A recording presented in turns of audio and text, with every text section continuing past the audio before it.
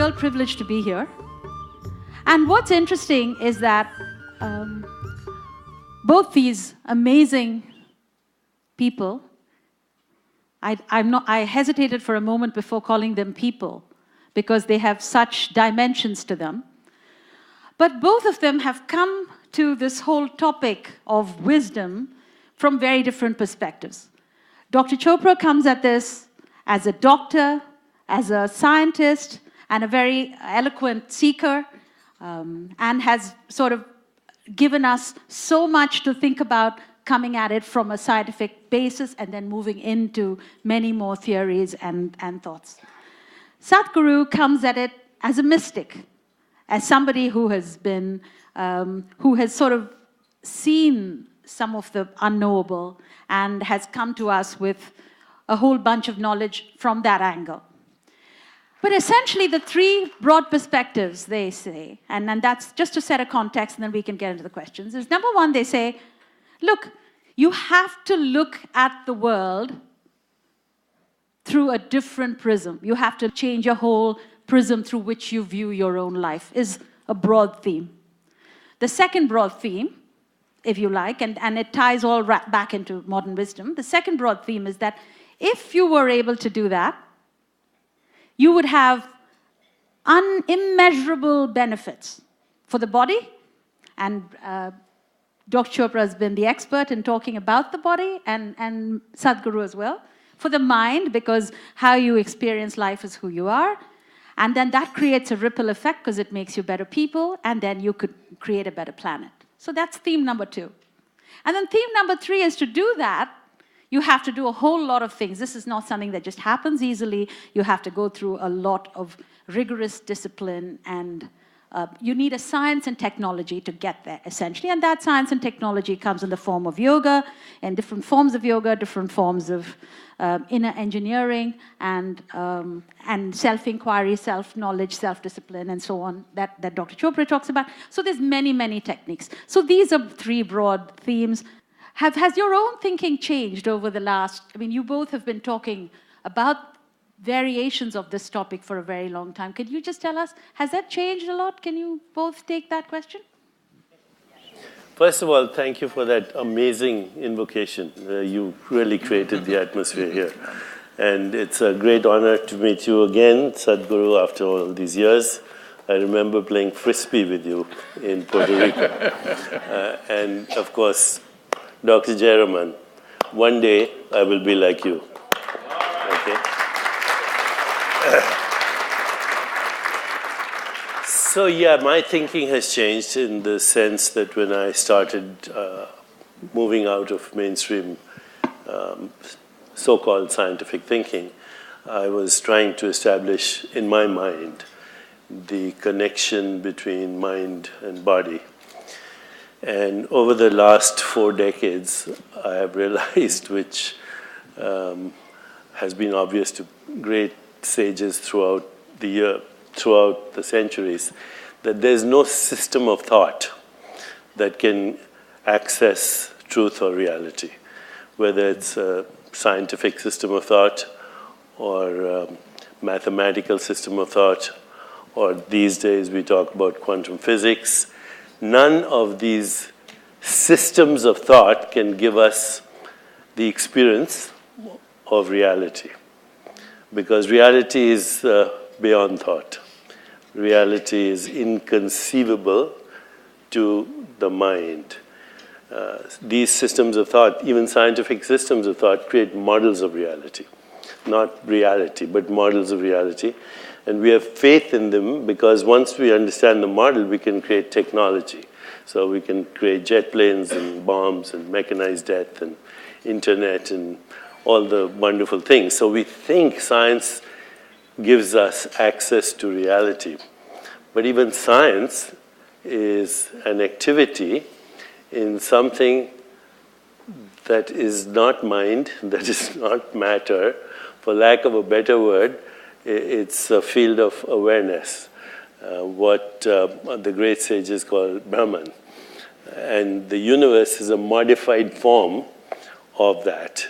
Your mind, your body, and the universe out there is all conceived, constructed, governed, and the becoming of a non-local, inconceivable, dimensionless reality which is not in space and time.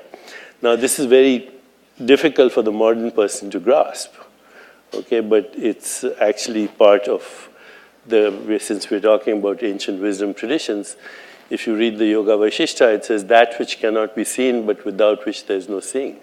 That which cannot be perceived but without which there's no perception. Cannot be imagined but without that which there is no imagination, creativity, insight, intuition, choice. Everything that we call reality comes from an inconceivable, dimensionless, non-local domain which is not in space-time. So, when Lord Krishna talks about it, water cannot wet it, wind cannot dry it, weapons cannot shatter it, fire cannot burn it, it's ancient, it's unborn, it's not subject to death. Now that's inconceivable to the mind, but it's experiential when you settle into awareness, when you settle into being, when you settle into existence, what is called Satchitananda or Tattvamasi, and you saw the video where he expressed his experience. That's not an intellectual experience. That is a transcendent experience. I'll stop there. Sadhguru, you come at it from knowing. Tell us how your own thinking has changed, how your own knowledge has changed. I mean, I cannot say much about thought because I don't have much thought. This may sound a little like an oxymoron for people, but the fact of the matter is, most of the time I don't have any thought in me. For me, the phenomena of life that's happening within me always overwhelms everything else. Thought occurs to me only when I want to physically do something, arrange something around me. Otherwise, days on end will pass for me without a single thought. So, maybe I never grew up. In a way, yes, because when it comes to… people ask me, what has been your sadhana? My only sadhana has been that right from my childhood, I never got identified with anything. Either the family, or the culture, or the religion, or the society, or various other things happening around you, including your parentage, your siblings. I was involved with them, but never identified with anything. If human intelligence does not tie itself down with identity, every human being will realize the nature of life. Human intelligence is capable of figuring this. When I say intelligence, as Deepak pointed out, it's beyond the thought process. Unfortunately, because of the type of education systems we have today, we are completely committed to one dimension of our intelligence, which we call as the intellect, which is just the thought process. Thought can only happen with the data that you have gathered through five senses, which is very limited, one thing. Another thing is, the nature of data that the senses gather are only useful for survival process. The very nature of how you see things, how you hear, smell and taste and touch life is only relevant for survival process.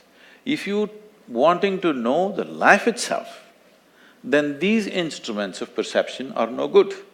Even what is light and darkness is a debate between you and another creature which sees darkness as light, isn't it? If you sit with an owl and start an argument as to which is light and which is darkness, it's an endless argument, but who do you think is right? Hello?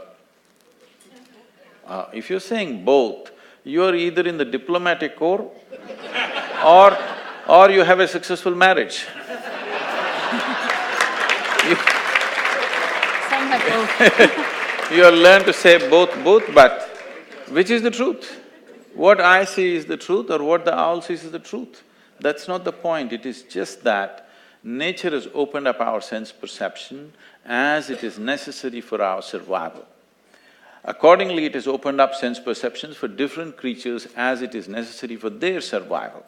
But if survival is all you're seeking, this is good enough, the five senses. But once you have come as a human being, somehow survival is not good enough.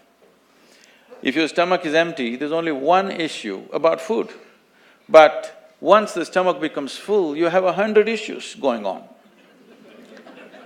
So the nature of the human being is such, no matter what you do, you want to be something more than what you are right now.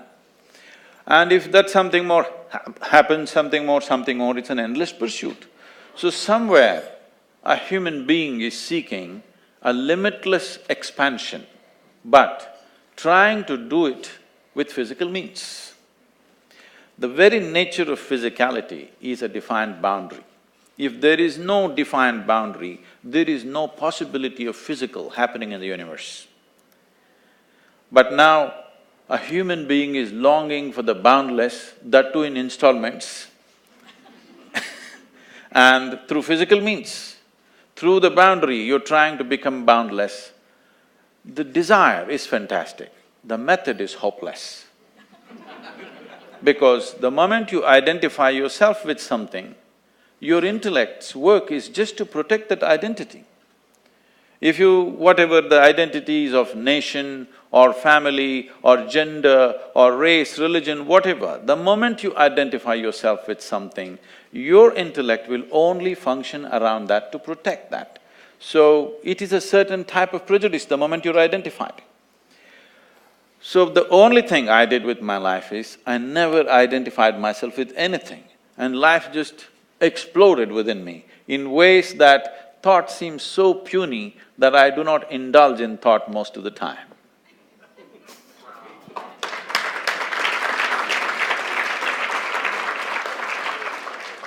You know, what you're saying, for all of us here, in some way, shape or form, we all pride ourselves on thinking human beings.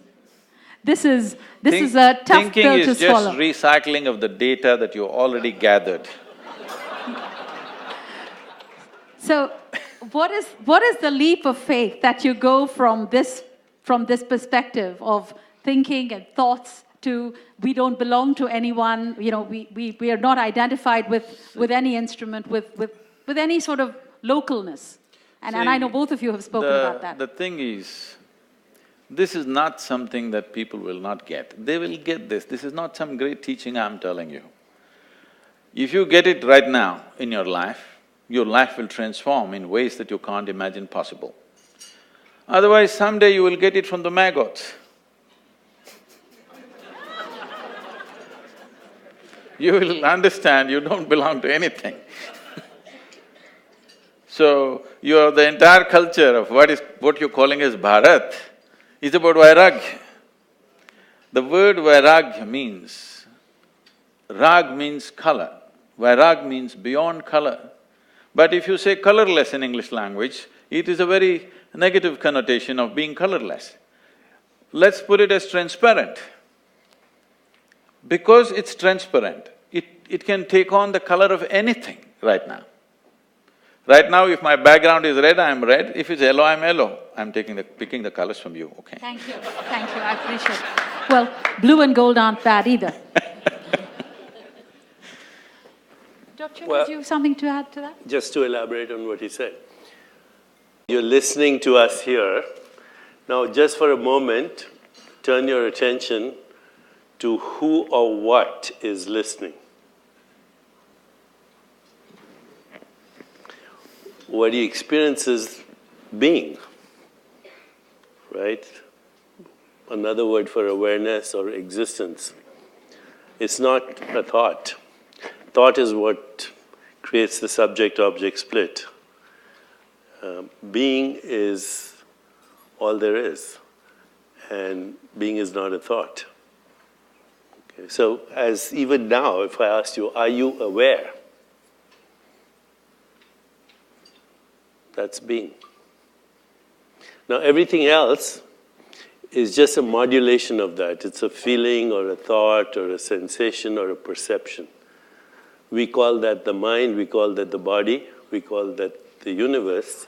But all there is being and its modulations. Because what you experience is sensations, images, feelings, and thoughts, and then you say, oh, that's a tree, that's a body, that's a universe, that's a rock. There are just different combinations of being and its modulations. Did you all understand that? Thoda sa, some. It's a very, and I think this is part of the complexity I think we all struggle with. Because you try to explain it in words. But again, as you're listening, turn to who is listening. And I think, Dr. Chopra, the interesting question is, and Sadhguru, this is for you as well. Essentially, what we are doing in this whole process of asking all of us to change the prism is you're essentially asking us to experience it in some way. Yeah, he said the mistake of the intellect. It's the mistake of the intellect, yes, that there is separation between observer and observed. Because the observer and observed as mind and body are a single holistic activity of the total universe. And if you go back, I think in the earlier session, there was quotes from the Gita, and I know you all, and you've spoken about that as a Sadhguru, about, and so the whole... I have not now, but Not basically, but the, oh, I'm sorry, then it was, Dr. Chopra, you had spoken about the different forms of the different forms of yoga that have been, the Raja Yoga, the Bhakti Yoga, the path of devotion, and we know that it's been spoken about in the Gita.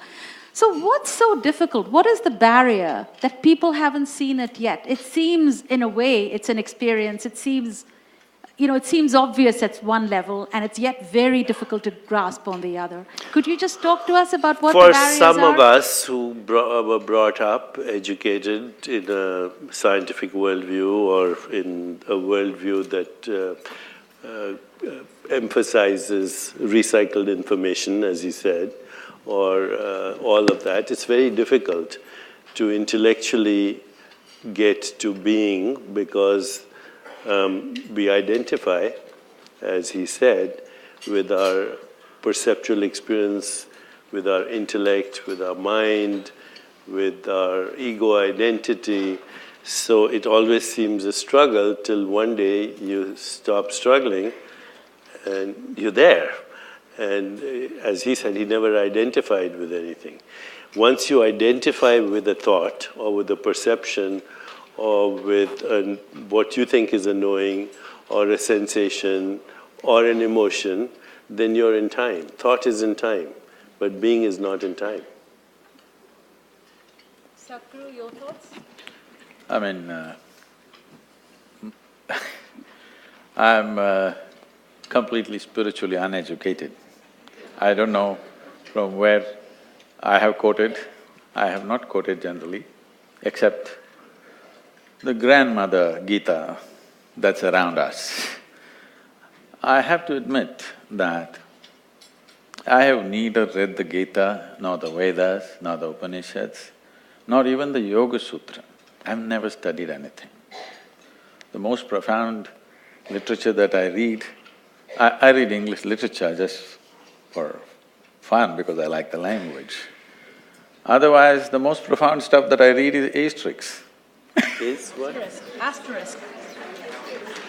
Asterisk comics, yeah. Because why I'm saying this is,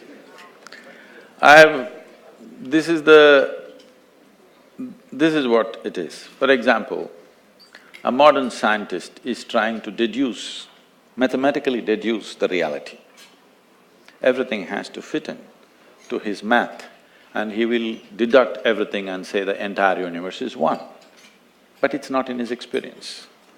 A religious person will say, God is everywhere, so everything is one.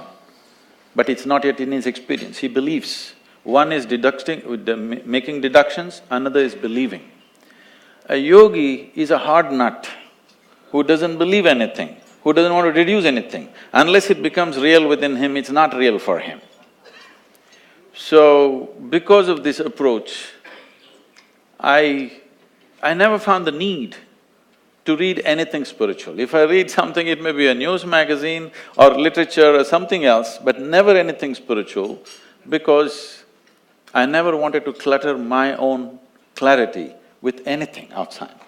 And the only thing, the only and only thing I know is, I know this piece of life from its origin to its ultimate, and that's all. Because you know this piece of life, by inference, you seem to know everything else. Today there is a certain theory coming out which is called as the constructional theory. What they're trying to say is, whether you take an amoeba or a human being, whether you take the atomic or the cosmic, the fundamental design is same. It is just the sophistication and the complexity is multiplying. So if the fundamental design is same, if you want to know the entire universe, you just have to know this. And this is the only thing that's available to you, accessible to you. When I say this is the only thing available and accessible to you, see, right now you believe that you can see me sitting here, but that's not the fact of the matter. The fact is, light is falling upon me, reflecting, going through your lenses, inverted image in the retina, you know the entire story. So if you see me only within you. If you hear me only within you. Whatever ever happened to you, light and darkness happens within you, pain and pleasure happens within you, joy and misery happens within you, agony and ecstasy happens within you. Right now if I touch your hand, you think you're experiencing my hand. No, you're only experiencing the sensations in your hand. Or in other words, the entire human experience is happening within you. The very seat of your experience is within you. What is happening within you, at least you must be able to determine. What is happening within you must happen the way you want it. If what happens within you happens the way you want it, suddenly your ability to create what you want to happen in the world also is tremendously enhanced. Not because you know the world, because you know this.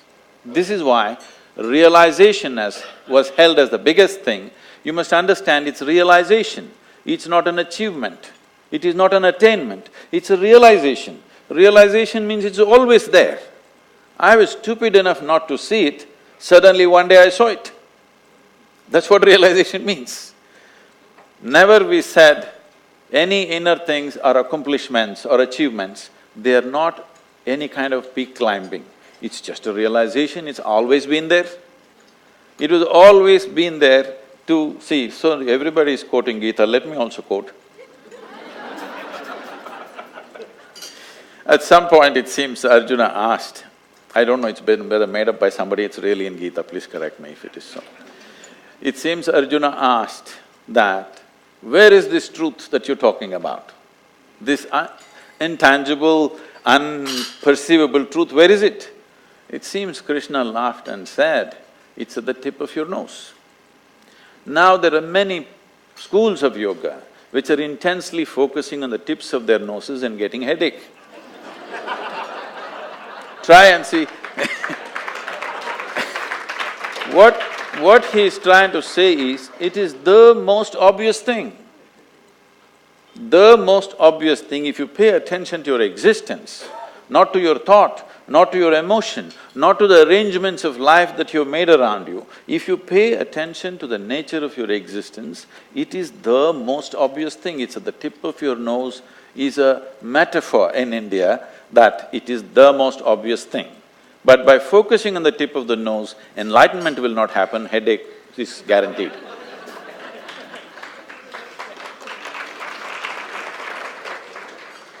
So picking up on Sadhguru's point, Dr. Chopra, so what is scientific inquiry in this, with this construct? Which is, hey, it's realization, it is a knowing, and what… You know, Sadhguru is one of the few lucky ones. I've known two other people who said what he said, that I thank God I never read anything. One was Maharishi Mahesh Yogi. He used to always say, thank God I never read anything because it would have cluttered my mind. And the other was Krishnamurti. He would say the same thing, that, you know, the more you read, the more you clutter your mind. And he also would say, I've never read anything. So that's unusual. He happens to have fallen into existence because he fell into existence, okay, or awareness, or whatever you want to call it, being. I was not, I struggled, okay. I read all the scientific literature, medical literature, psychology, Jungian psychology. I read the Bhagavad Gita, every single translation. I read Rig Veda, I read Yoga Vasishtha, I read Kashmir Shaivism, Vedanta, all of that. No, you shouldn't. Your mind will get cluttered. So at this stage in my life, I also want to know what they said in the past. Yeah, well, they said what you're saying. I mean, they said exactly what you're saying. But for me, as a person who had been trained to look at things scientifically, it was both a struggle and a need, because reality is not a map, and yet science gives us maps. The Yoga Vasishtha gives us a map, Patanjali gives us a map, the Bhagavad Gita gives us a map. Some of us need maps. Okay, if I'm going from here to Boston and you give me a map, a road map, or a contour map, or a sea map, or an air map, and I take the road map and I get to Rhode Island and it works. Now I get this. I think the reason why I didn't read the maps is, I met someone who was a GPS. That's good. But GPS is also a map, right? Sadhguru, I thought you said GPS is the guru positioning system. Yeah. It's your term. So once you use a map and it works for… the map seems valid from here to Rhode Island, then I assume, poor me, who's not had this experience of falling into the place of no thought, then I say, if the map is working up to here, maybe it works from here to there as well. So it's a kind of a psychological validation. And I'll just stop in a moment, but for the last 10 years at our center, when we teach people to sit in reflection, contemplative self-inquiry, or transcendence, or take them through what we call the wheel of awareness, vipassana, or body awareness, or awareness inside the body, or awareness of mental space. We've been doing it now for 25 years. But last 5–10 years, we've been able to look at the brain, we've been able to look at gene expression, we've been able to look at cell markers of aging, telomerase, telomere length. We've been able to look at what are called inflammatory markers. In other words, everything that's happening in the body at a biological cell level. 23,000 genes, 3.3 million bacterial genes. Actually, your body is more bacteria than it is human cells, the microbiome. So we're looking at those genes. And then we're looking at what is called the epigenome, which is the shell of proteins outside the genome, and how these work together. And what we are finding is remarkable. In the beginning, nobody would believe us, but now we have collaborations with Harvard, UCSF, UCSD, Scripps, with digital technology, with Duke University, with Mount Sinai. We can look at a blood sample, and we can tell you, just by looking at the blood sample and the gene expression, if you're experiencing samadhi occasionally or not, if your mind is quiet or not, if you're falling into the place where he even whether our parents experience this. Parents too. In fact, the epigenetic shows that your experiences now, which are not in your brain, by the way. Everybody says, my experience is in my brain. It's not in your brain. Your experiences are not in your body. Your experiences are in a non-local consciousness, which is not in space-time. But whatever, that's a whole different discussion. But we can now, in fact, our collaborator, and this is a joke actually, but it tell you where science is. One of our collaborators, who's Eric Schott here in Mount Sinai, he does genomic expression, he does RNA transcription, he looks at what is called the transcriptome. He showed a slide. He says this is a genetic signature of people who are experiencing samadhi. And these are people that he had studied at our center. So somebody asked him in the audience, they said, Dr. Shah, do you meditate? He said, no. He says, are you going to learn? He said, no. He said, but you just showed us the signature, the genetic signature of somebody who does. He says, yeah, but I'll figure out how to make a drug out of this. So what Deepak is saying is, if your children are brats, it's you. Yes, it is you. It is you. 7 generations. You know, in Hawaii they have these temples and cow farms. If a cow has been zapped electrically, the next generation of cows will not go to the fence. They already know it's electrical and they might get shocked. Okay? Then the following generation. Now, people have done experiments right here where you take mice and you have them smell wintergreen, which is a very pleasant smell. Then they get mild electrical shocks. The next 7 generations of mice will be scared by smelling wintergreen. So, this is the first window that's opening into what we call sanskaras or vasanas. You know, you have 2 identical twins and they have the same genome. In fact, exactly the same genome. But they're not the same people, right? They have different, mother will tell you that they have different personalities. Where is the seat of this personality? Where is it coming from? This is why science opens the window to what people already knew, actually, in our tradition. And it's interesting that even if science opens the window, and I think both of you have said it in different ways, that it's just a very small, you know, it's still like, boiling the ocean in a kerosene stove, because science can only go so far because there's so many forms of knowing and so many forms of seeing, as you have said. So it's a challenge, I imagine. Even science is a series of realizations, okay? I mean, science is not outside of this. Science has evolved because of series of realizations, but happening in small spurts, not grasping the entirety of it, but in bits and pieces, realization and realization and realization, this is what it is. We say he discovered something, but what it is he observed something. He realized that this is the way it works, some aspect of it. And knowing the physical dimension of how it functions allows you to do many things with the physical world, which you see in the form of technology today.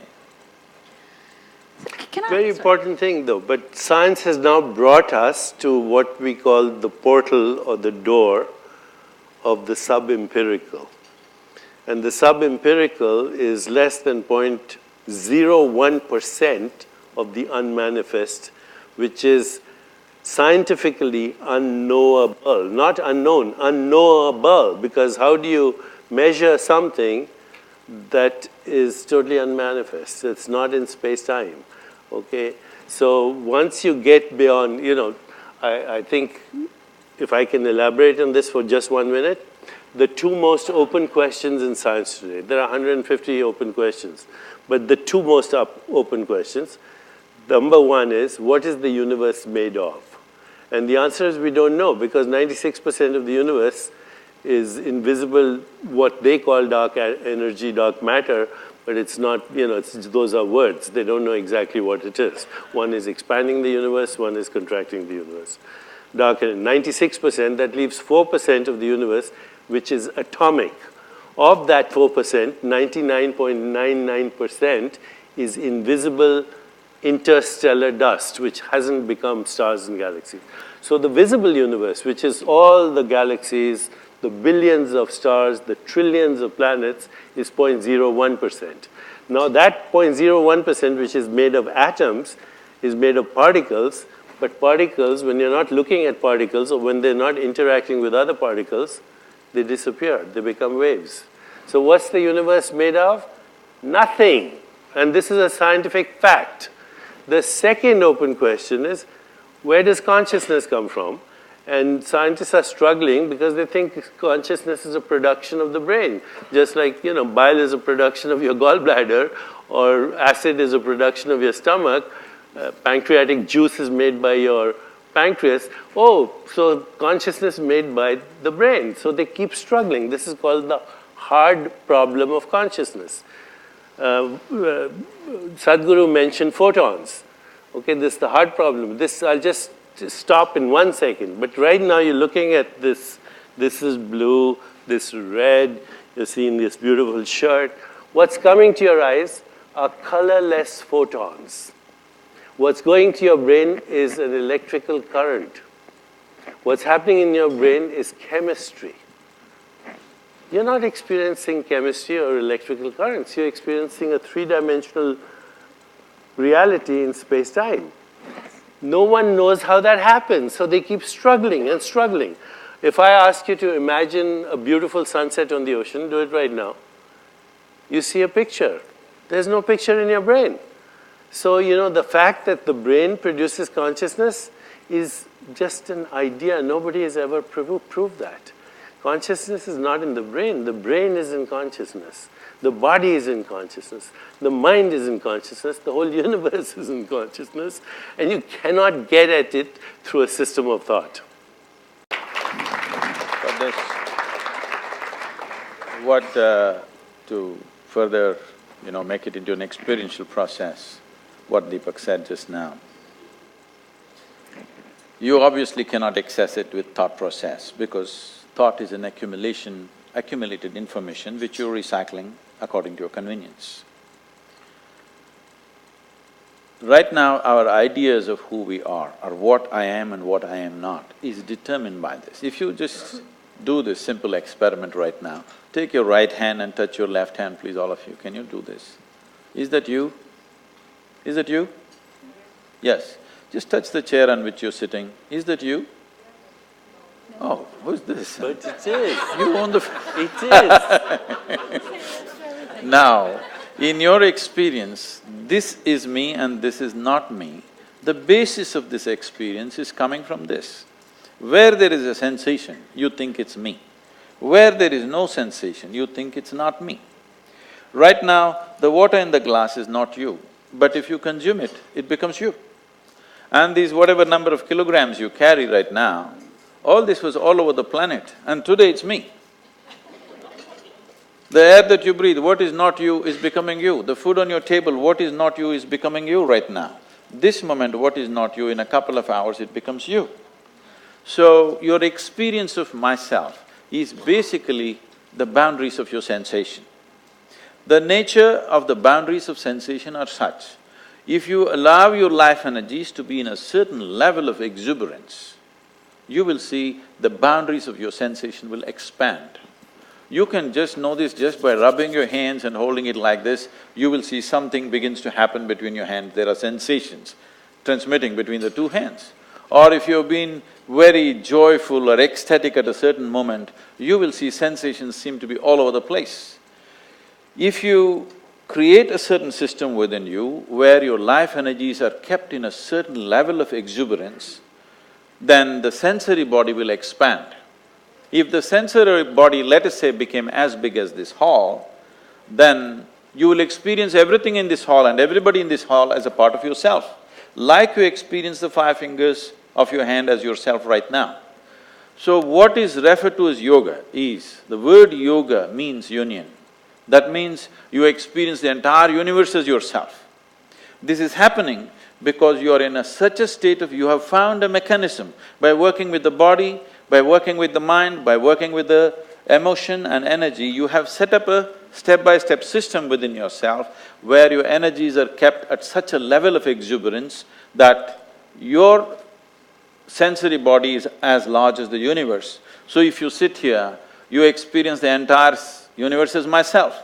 Once you experience everybody around you as yourself, then I don't have to tell you, don't kill this person, don't rob that person, don't harm this… all morality will be useless for you because you have experienced everything as myself. You don't have to try to be good. Your goodness is a consequence. Your goodness is not an effort. What he says, he's saying it experientially, okay?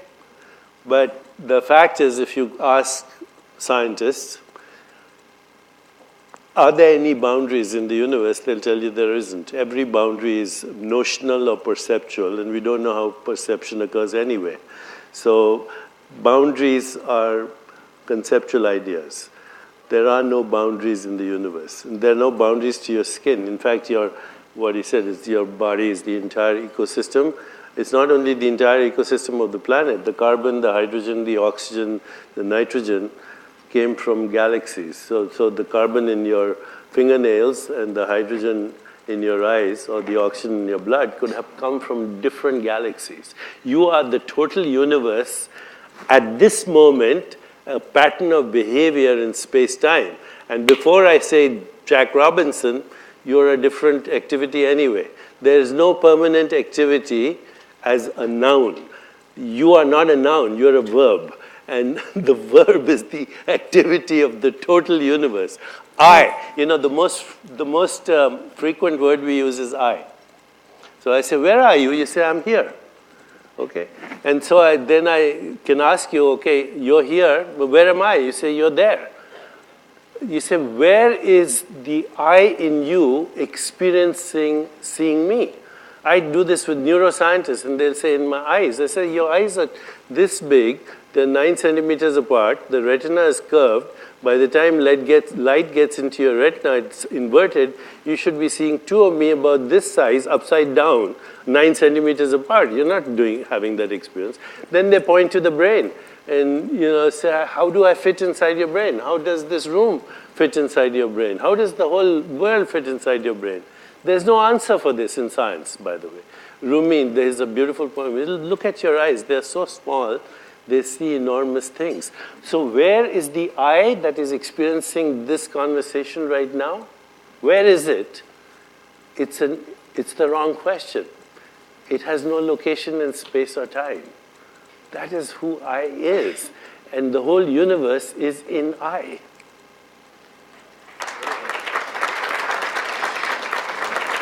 So just let's wrap up this segment of the discussion. If you had $10 billion to spend on scientific exploration or giving experiences to people to get their own path of realization, where would you spend it? Both of you. Well, I want individual answers. 10, 12 words or less. The answer is obvious, experience, but I would have a problem with that because I work with scientists. I'm going from here to a conference on science. I need to be able to talk to my peers. Okay, so while the answer is experience, and experience doesn't cost $10 billion, I would probably go science just because I'm still struggling with my scientific peers. Sadhguru? The experience has not become widespread because there is no infrastructure. Neither physical infrastructure nor human infrastructure. For example, in this country 150 years ago, they tell me over 94% of the people were illiterate. Today, 100% literacy. How does it happen? Because somebody built the schoolroom, somebody trained the teachers. That infrastructure for inner experience has been wiped out in the last few centuries. So how do you expect it to happen? One guy talking here, one guy talking there is not going to make it happen. What should be a part of our life from the day we start? Because the nature of human intelligence is such that if you don't mess it up with belief systems, every human being will find it. Too many concepts, too many ideas, too many belief systems. Human intelligence is corrupt from the beginning. If you do not corrupt human intelligence, just leave it. Every human being is capable of knowing this. It is not some superhuman thing. The most important thing to remember is this yoga, this spiritual process is not about becoming superhuman. It is about knowing that being human itself is super.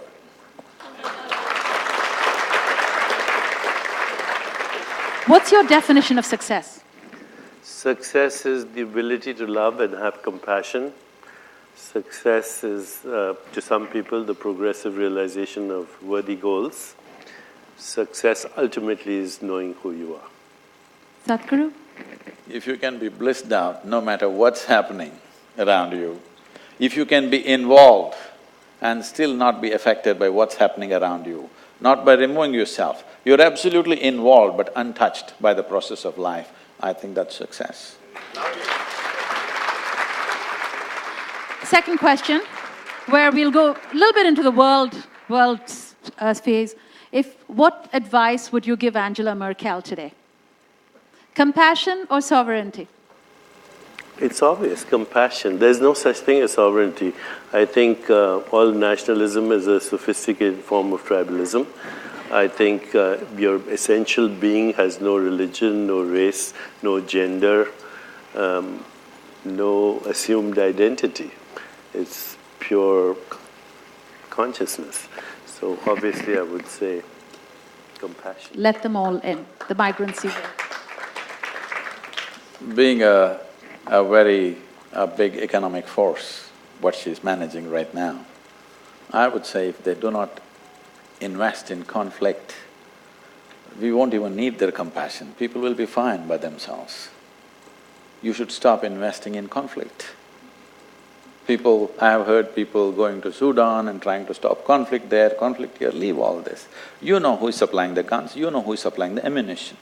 Every day you see these terrorists or whatever shooting in the sky, obviously there's no dearth for ammunition, isn't it?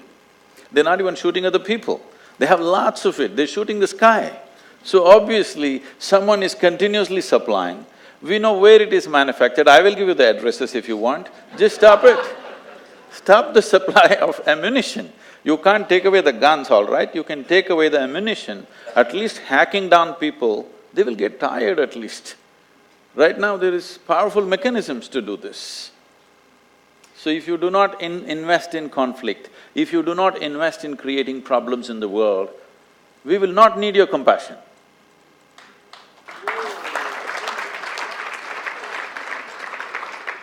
And as a final question, if there is a saying or an affirmation that we could all use in our everyday lives, as we all progress in our quest, whatever that quest is, what would that be? What would you advise to each one? What do each one hold?